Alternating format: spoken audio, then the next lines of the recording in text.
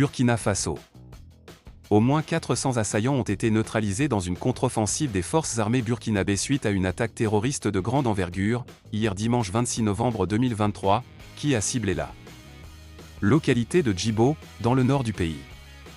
Selon les sources sécuritaires, l'attaque a été menée par une colonne de près de 3000 terroristes et a particulièrement visé le camp militaire où l'assaut a été contenu puis repoussé par les soldats du 14 régiment interarmes, RIA.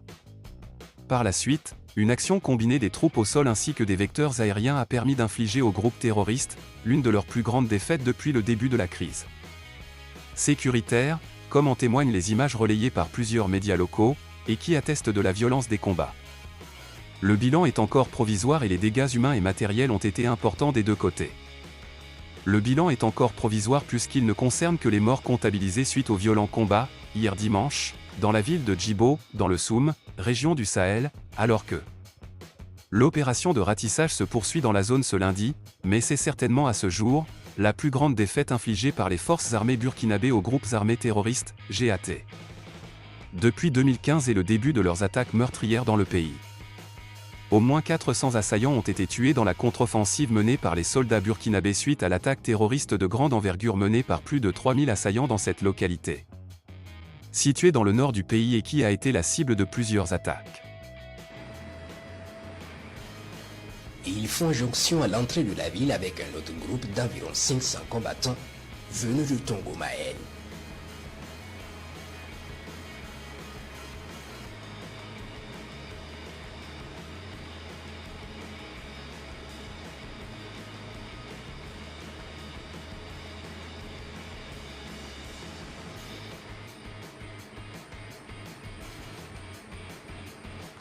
Armés de pick-up, motos et d'autres à pied, ils foncent droit sur leur objectif.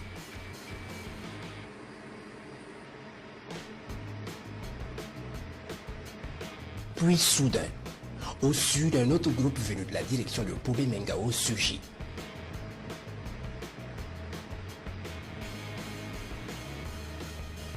On y dénombre environ 1 millier avec plusieurs pick-up et un véhicule blindé. Ils avancent tous comme des fourmis sur la base. Puis un autre groupe quitte vers Baraboulé et se joint au combat. Les vecteurs de surveillance de la base les observent avancer puis engagent le combat à un moment donné. On peut voir un véhicule blindé et des criminels foncer sur le mur de la base pour faire une brèche. Les vaillantes forces tiennent les autres en respect par un feu nourri.